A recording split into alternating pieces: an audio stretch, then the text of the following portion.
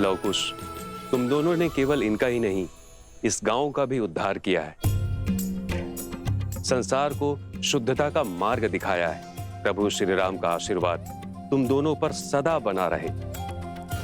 जय श्री राम। जय श्री राम। जय श्री राम।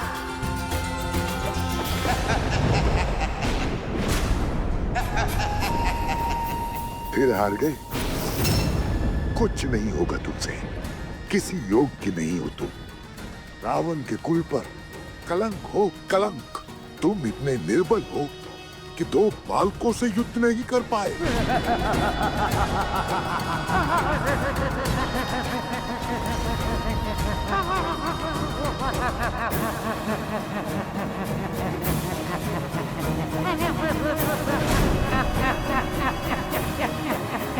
बस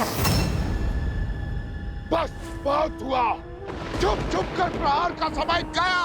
अब जो होगा आंखों के सामने होगा।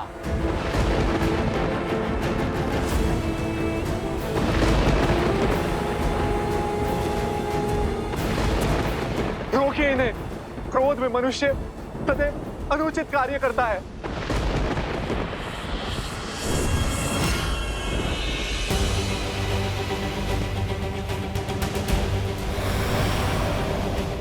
रुक जाइए भैया, मेरी बात तो सुनिए।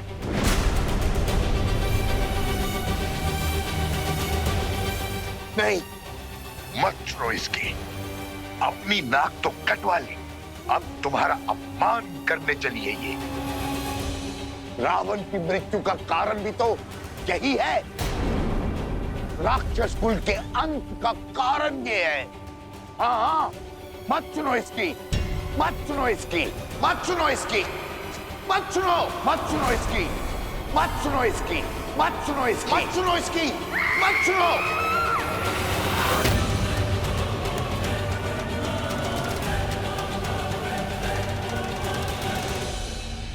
ये तो केवल शीश है भैया, आपके मार्गदर्शक है, आपका बल है, किंतु बुद्धि वो तो आपके भीतर है भैया। उन्हें अपने मस्तिष्क को नियंत्रित मत करने दीजिए। लवकुश को युद्ध के लिए ललकार कर हराना असंभव है भैया। उन्हें देवताओं का आशीर्वाद प्राप्त है। एक योजना सफल नहीं हुई तो क्या हुआ? यदि 100 योजनाएं भी सफल नहीं हुई तो भी क्या हुआ? हम अथक प्रयास करेंगे भैया। भैया, मुझे एक और प्रयास करने का अवसर दीजिए। छल और कपट के बिना लवकुश को हराना संभव नहीं है भैया। विनती है मेरी भैया, रुक जाइए। मैं जब तक लौटकर वापस ना आऊं, आप गुफा से बाहर मत निकलिएगा।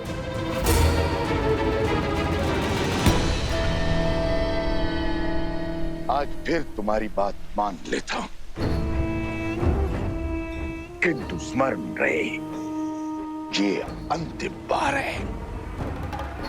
यदि आज लवकुश नहीं मरे तो रावण और राम के कुल के बीच एक भीषण युद्ध होगा, जो इतिहास बनेगा, जिसे संसार सदा स्मरण रखेगा।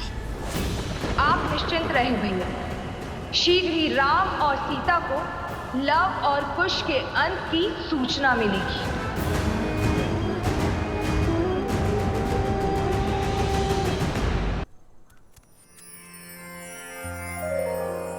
धन्यवाद ऋषि कुमारों।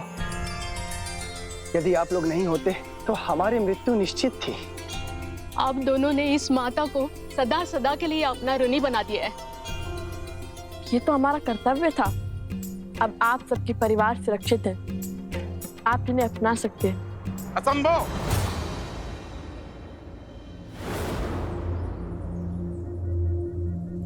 ये गांव के भीतर नहीं जाएंगे। क्यों? अपनों को अपनाने में कैसे संकोच? आज सुध लौट आई है, कल को पुनः खो गई तो? आज असुरों ने छोड़ दिया, कल को पुनः घेर लिया तो? कौन रोकेगा उन्हें? कौन बचाएगा हमें? सब अपवित्र हो गए हैं। ऋषि भारद्वाज के मंत्रों और माता गंगा के जल के बल से ये पावन हो चुके हैं। आपको चिंता करने की आवश्यकता नहीं है। आपने सहायता का प्रयास किया, उसके लिए धन्यवाद, किंतु इन्हें अपनाने का निर्णय मेरा है और मैं नहीं चाहता कि इनके नकारात्मकता का प्रभाव गांव वालों पर पड़े। ये विचार भी कैसे कर सकते हैं आप सरपंच जी? इसीलिए कि आपके संतान पर कोई संकट नहीं आया। मेरा पुत्र इन दो नन्हे वीरों के कारण मृत्यु के मुख से लौटा है और आप चाहते हैं मैं इसे पुनः खो दूं? मौन! पुरुषों के बीच में खड़ी होकर मुख खोलने की उद्दंडता करती हो। जब पुरुष बात करते हों तो स्त्रियों का कार्य सिर्फ सुनना है, प्रश्न करना या निर्णय देना नहीं। अद्भुत अद्भुत सरपंच जी, अद्भुत। कदाचित इन्हीं उच्च विचारों पर श्री राम अपनी राम राज्य की नींव स्थापित करना चाहते हैं। मैं वो क्या? यही है ना राम राज्य की कल्पना, स्त्रियों के स्वर को दबाना। किसी कारण से यदि स्त्री घर शीघ्र न लौटे तो उस पर प्रश्न उठाना, उसे कलंकित करना, उसका सम्मान और उसका जीवन दोनों हर लेना। महारानी सीता के साथ भी तो समाज ने यही किया था ना। एक वस्त्र की पत्नी वर्षा के कारण घर शीघ्र न लौटी तो लोक अपवाद को इतना बढ़ावा मिल गया, तो श्री राम को उसका पक्ष लेने के लिए अपनी पत्नी महारानी सीता का त्याग करना पड़ा। आज के लिए तो आपका शब्द, आपका अभिमान और आपका सम्मान अधिक महत्वपूर्ण है, किसी स्त्री के कष्ट और उसके दुख नहीं। आज अपने उसी सोच, उसी परंपरा के कारण एक माता को अपने पुत्र से भिन्न करना चाहते हैं आप। एक पत्नी को अपने पति से दूर करना चाहते हैं आप। संसार का सबसे बड़ा पाप करना चाहते हैं। क्यों?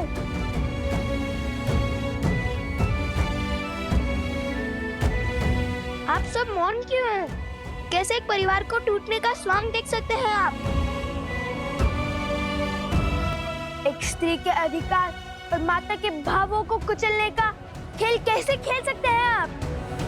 एक बात समझ ले आप सब और आपके सरपंच जी, जो स्त्री घर चला सकती है वो गांव भी चला सकती है और राज्य भी। राम राज्य की कल्पना तभी सार्थक होगी जब सबको सम्मान मिलेगा, सबको समान देखा जाएगा, स्त्री और पुरुषों को एक समान रखा जाएगा। बस, बहुत बोल लिया तुमने, अब मैं बोलूंगा। इस स्त्री ने गांव की मर्यादा को तोड़ा है। इसके कारण गांव के सरपंच को 2 बालकों के कटु वचन सुनने पड़े हैं। ये दंड की भागी है और इसे दंड मिलेगा। इसका ये दंड है, ये सूर्यास्त से पहले गांव छोड़कर चली जाए और इससे कोई बात नहीं करेगा। स्वामी,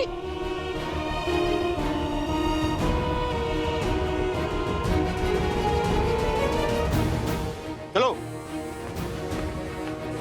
ये कैसा अनर्थ कर रहे हैं आप? ये उचित नहीं है, रुकिए। कुछ युवकों के शरीर में असुरी शक्ति का वास तो था ही, किंतु इनके मन में भी असुरी शक्ति का वास है। अब इन्हें कैसे समझाए, कैसे इन्हें न्याय और प्रगति के मार्ग पर लाए?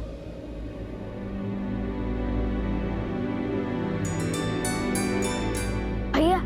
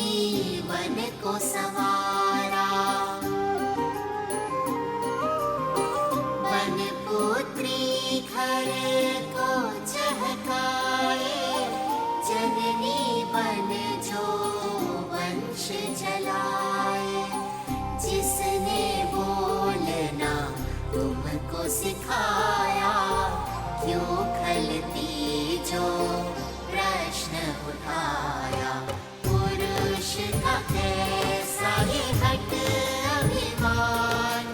राम सिया राम सिया राम सिया राम।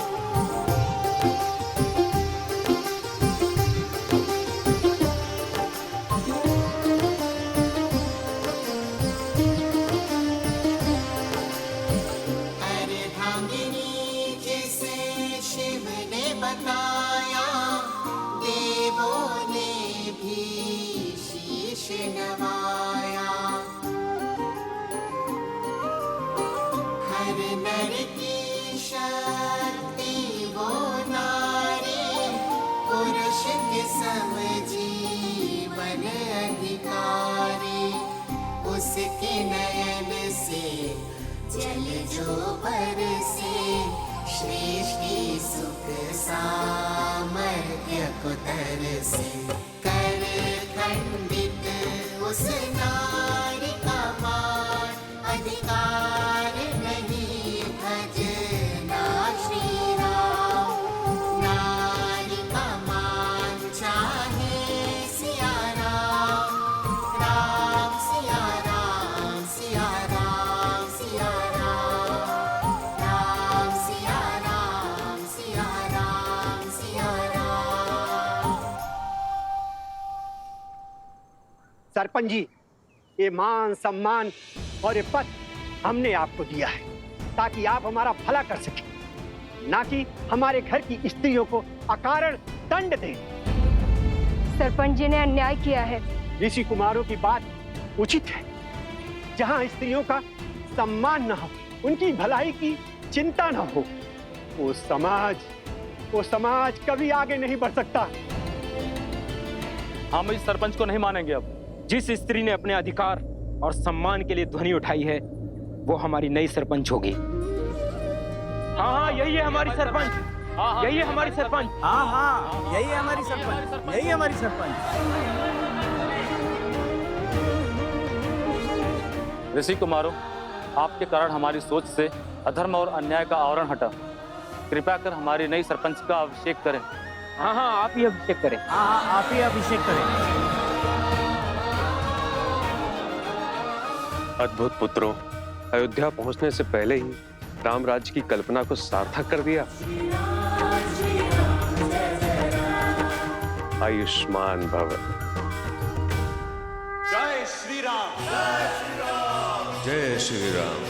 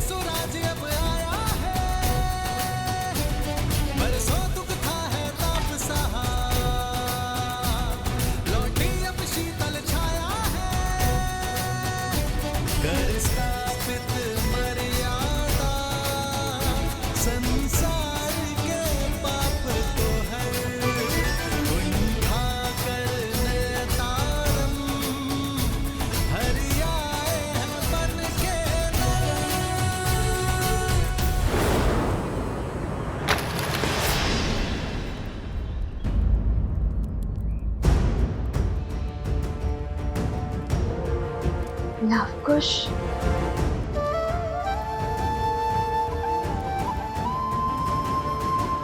क्या हुआ देवी सीता? नहीं, कुछ नहीं, बस एक आभास सा हुआ, जैसे कि सब शुभ होने वाला है।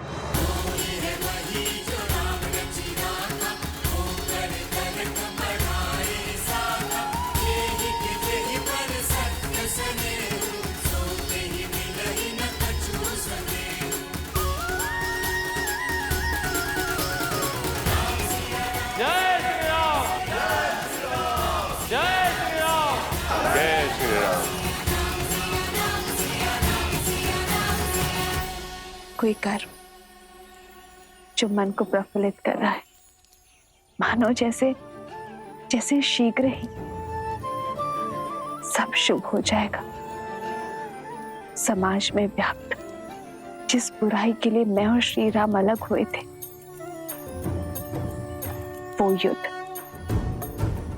अब गति पकड़ चुका है। ओम इष्ट देवताभ्यो नमः स्वाहा।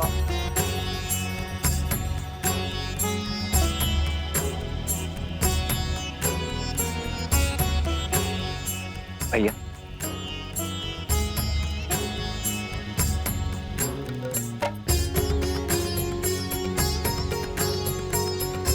ये 5 पत्तियों वाला बेलपत्र बहुत दुर्लभ होता है लक्ष्मण।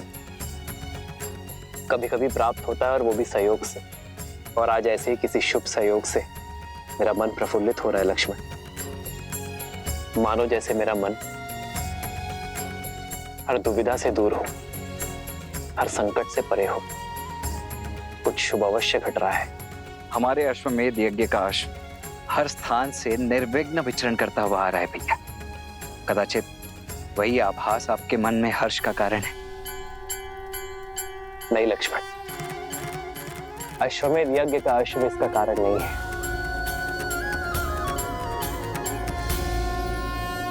बल के 2 प्रकार होते हैं। एक वो जहां हम विरोधी को गिराकर उसे हराकर स्वयं को शक्तिशाली सिद्ध करते, और दूसरा वो जहां हम अनुचित सोच को गिराते, कुविचारों को हराते हैं। यदि ये अश्वमेध यज्ञ शक्ति का प्रतीक है, तो ये मेरी आशा है कि जिस कारण मैं और सीता भिन्न हुए, वो कारण ही समाज से मिटा दिया जाए।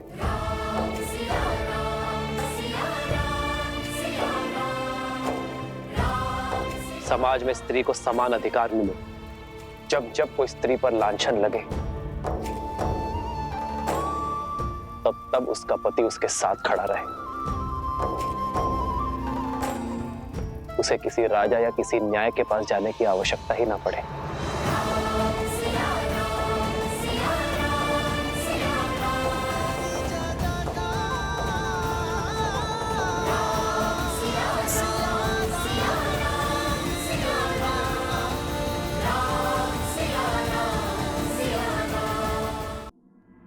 अति उत्तम भैया, आज तो आनंद आ गया। अरे भैया, हमने आज इतना शुभ कार्य किया और आप प्रसन्न होने के स्थान पर विचार से घिरे हुए हैं। हमने जिस कार्य का बेड़ा उठाया था उसका शुभारंभ तो कर दिया, किंतु जैसे जैसे हम अयोध्या की ओर बढ़ेंगे, ये कार्य और कठिन होता जाएगा। स्मरण है ना, वो रक्षक बार बार किसी महाराज को बुला रहा था। बचाइए महाराज। और ये वही है जो हमारे हर कार्य और उद्देश्य के बीच में बाधा बनता है। इसलिए हमें बड़ी सावधानी से उचित शब्दों का प्रयोग करके अपनी बात को सभी के समक्ष रखना होगा। श्री राम के राम राज्य की कल्पना को हम इसलिए सार्थक नहीं करना चाहते ताकि हम अपने माता पिता को वापस पा सके, अपितु इसलिए कि हमारी माता ने जो लांछन का विषैला खूब पिया है, वो संसार के लिए उदाहरण बने। जब जब किसी स्त्री पर प्रश्न उठे तो समाज उस स्त्री के पक्ष में ही उत्तर दे। उचित कहा भैया, हम अपने कर्तव्य का निर्वहन करेंगे। शीघ्र ही अयोध्या पहुंचकर प्रजावासियों की दूषित सोच को पवित्र करेंगे।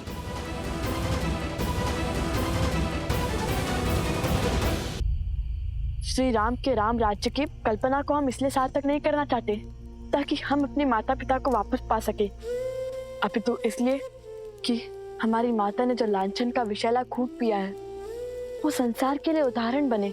उचित कहा भैया, हम अपने कर्तव्य का निर्वहन करेंगे। शीघ्र ही अयोध्या पहुंचकर प्रजावासियों की दूषित सोच को पवित्र करेंगे। पुत्रों, अंधेरा हो चुका है। आज रात्रि हमें यहीं रुकना होगा। जी गुरुवर। जी गुरुवर।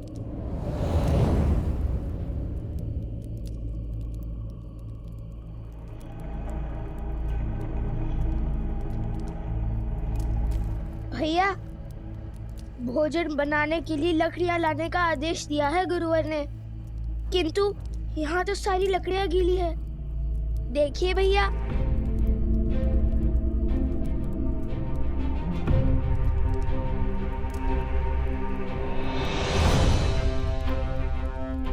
बिना वर्षा के ये गीली कैसे हूँ? चलिए आगे देखते हैं।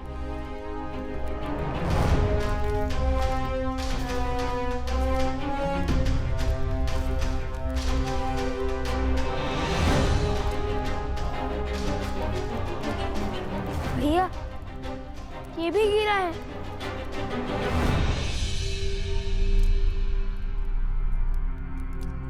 ये भूमि तो बिल्कुल सूखी है, किंतु आसपास के सभी पेड़ पौधे गीले हैं।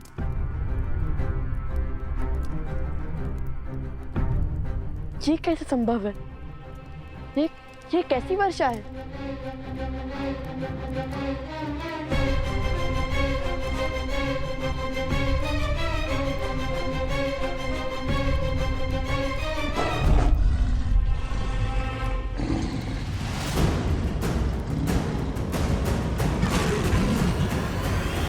ये अवश्य ही कोई माया है।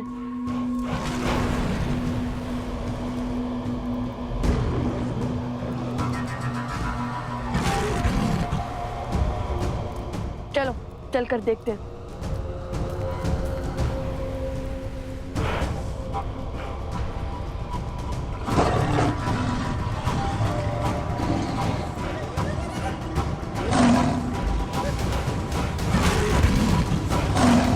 मारे गए। भैया इतना विशाल, इतना क्रूर, ये सिंह है या साक्षात यमराज? ये कोई साधारण सिंह नहीं, कोई मायावी है।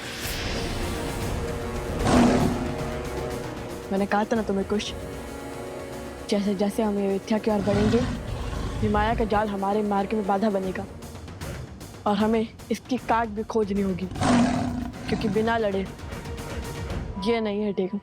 अरे भैया, जो वीर अपने पिता मेधावी महाराज श्री राम के सामने भयभीत न हुए, इतने बड़े बड़े योद्धाओं के सामने डटे रहे, उन्हें एक सिंह क्या हराएगा?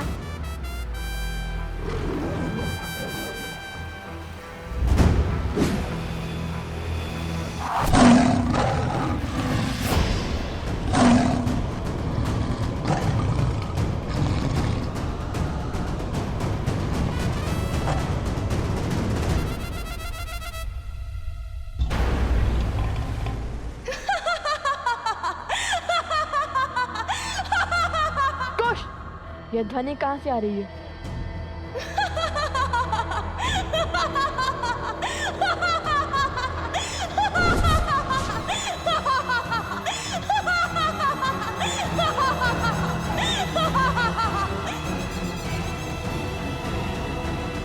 लो कुश, जानती हूँ कि हर माया की काट खोजने में सक्षम हो तुम दोनों, लेकिन इस बार मैंने ऐसी माया रची है जिसकी काट असंभव है। असंभव। चुप कर, बात करने वालों पर इतना अभिमान शोभा नहीं देता। बताओ कौन है तुम? क्यों आई हो? अपना परिचय दो। क्यों हमारे मार्ग में बाधा बन रही हो? सामने आओ। यदि अपने प्राण प्रिय है तो हमारे मार्ग से हट जाओ। स्वयं को बहुत बड़ा धनुर्धारी मानते हो ना, किंतु हर महान व्यक्ति के उद्देश्य भी महान होते हैं, जैसे धर्म की रक्षा करना। और मैं अपने पग तभी पीछे लूंगी जब तुम उस विशाल काय सिंह को मारकर अपने धर्म की रक्षा करोगे।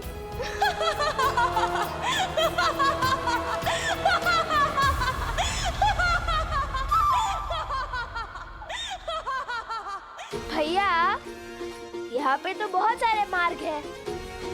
हम तुम्हारी संतुष्टि के लिए इस सिंह के मुंह में क्यों जाएं? खड़े रहो यहीं। भैया, हम किसी और मार्ग से चले जाते हैं। चलिए भैया।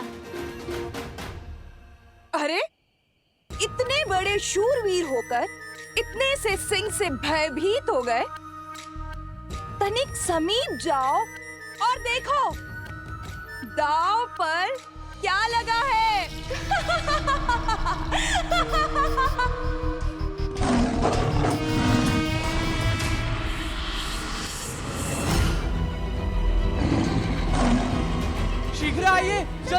शीघ्र कीजिए। ये तो सोमकर, उपगुरु अवतरा और भाभीश्री प्रस्ता है। किंतु ये सब यहाँ कैसे? अरे ऋषिवर, वहाँ संकट है, रुकिए।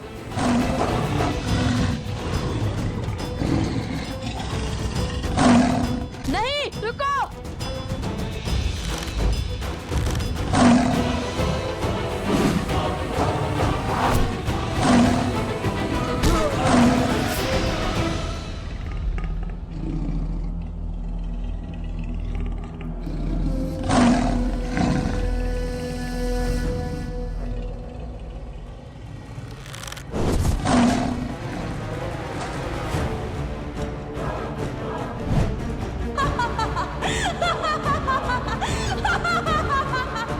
अभी भी यहाँ से जाना चाहते हो लवकुश, अपने साथियों को मृत्यु के मुख में छोड़कर?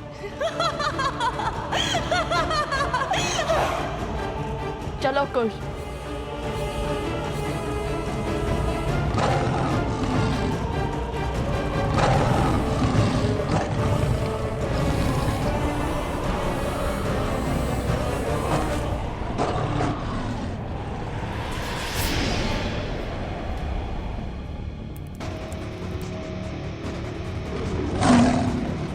ये सिंह उस और किसे? लव कुश?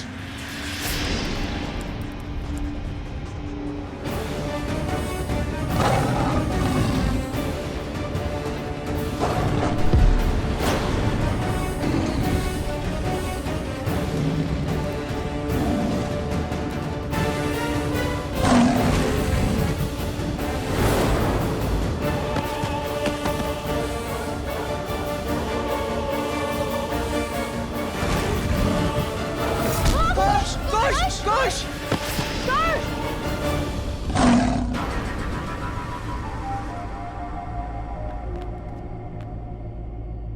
कुश!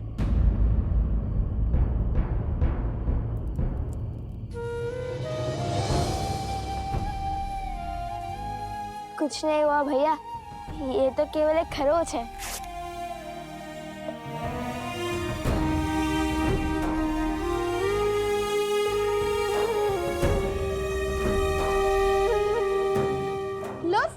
यदि भीतर है तो तुम्हारे प्राण संकट में पड़ सकते हैं। प्राणों से प्रिय मित्र के प्राण दांव पर लगे हैं। आज हमें अपनी जीवन की कोई चिंता नहीं है।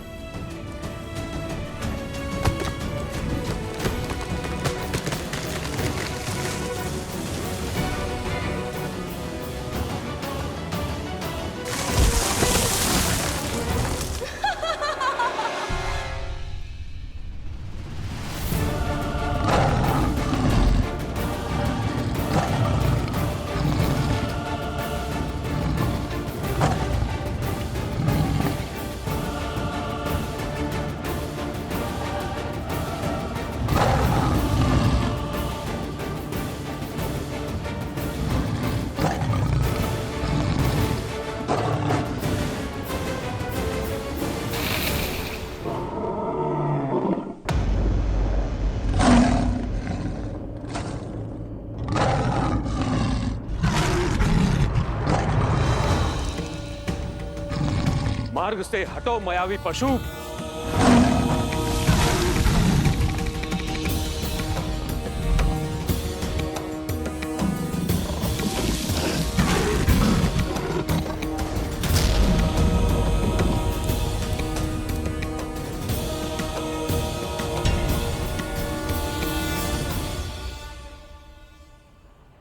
लवकुश, जो करना है शीघ्र करो।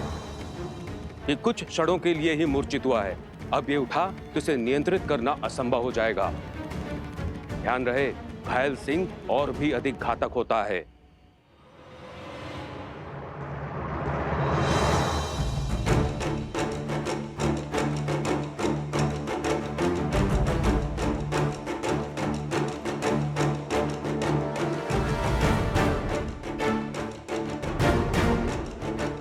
इसने तो पूरा मार्ग भी अवरोध कर दिया है।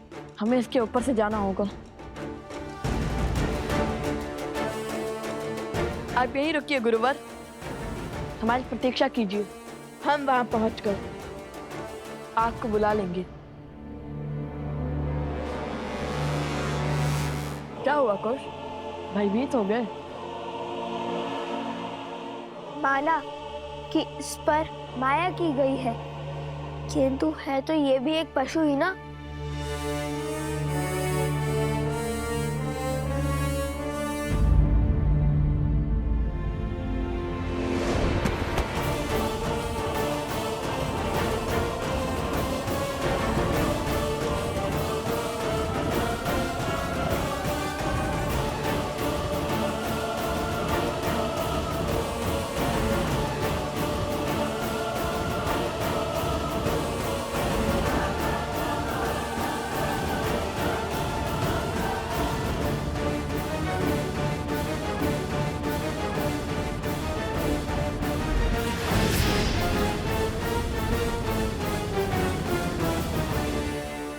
कहाँ रह गए कुश? अरे सिंह का शरीर है।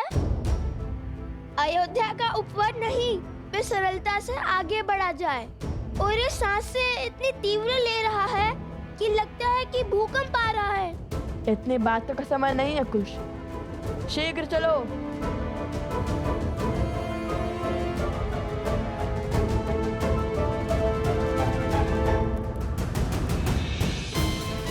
वो देखो।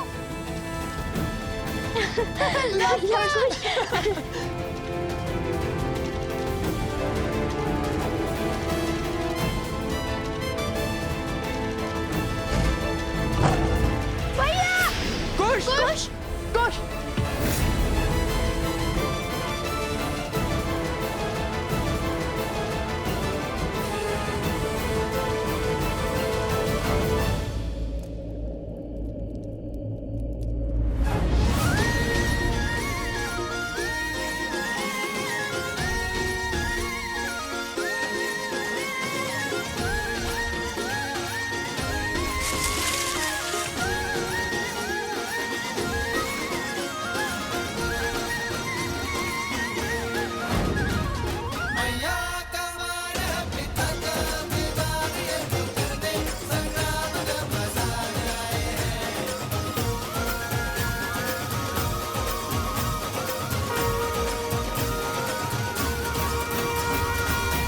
आज तक यहाँ क्यों आए हैं?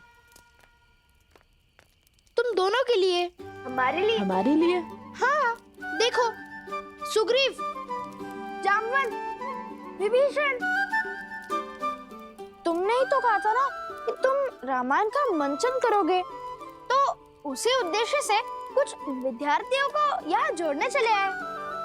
सभी राम कथा सुनने के लिए इतने उत्सुक थे, तो हम इन्हें लेकर आ गए।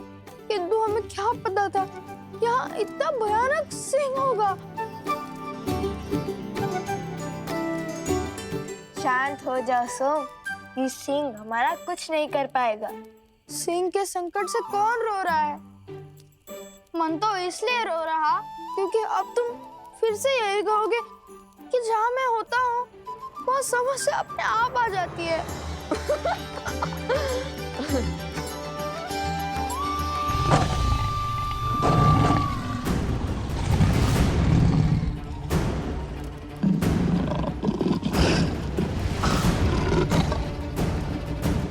समय बीतने को है, सज रहो।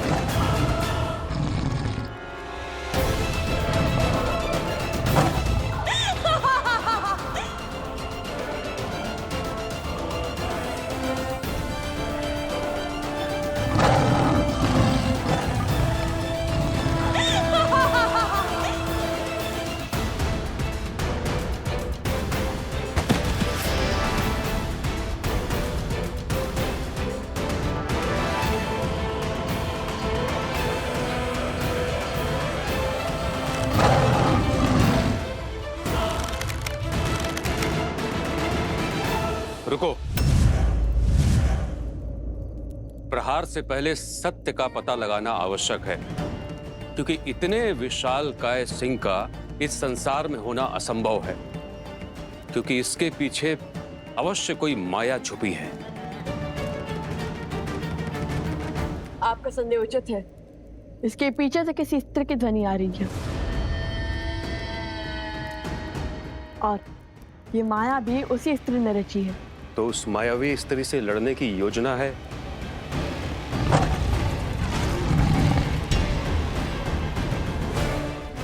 अभी बताते हैं।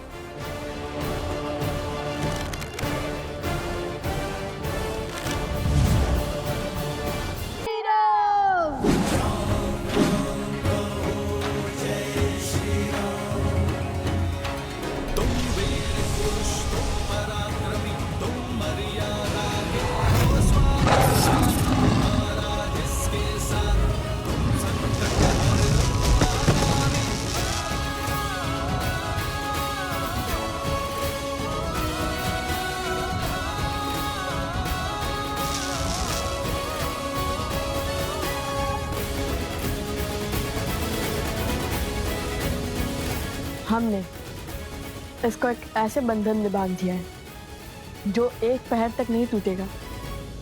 इसलिए हमें शीघ्र इस संकट का हल खोजना होगा।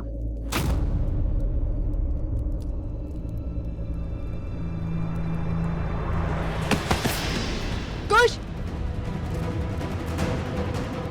कुश, क्या हुआ? कुश, उठो! कुश, उठो! कुश, उठो! उठो कुश! कुश, क्या हुआ तुम्हें? बता मुझे। कुश, उठो!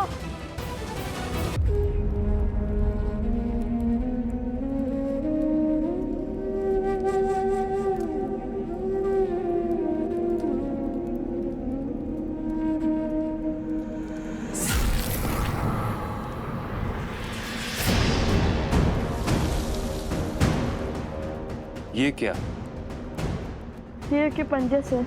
ये अवश्य कोई मायावी शक्ति है और उसका विष कुश के शरीर को पीड़ा दे रहा है।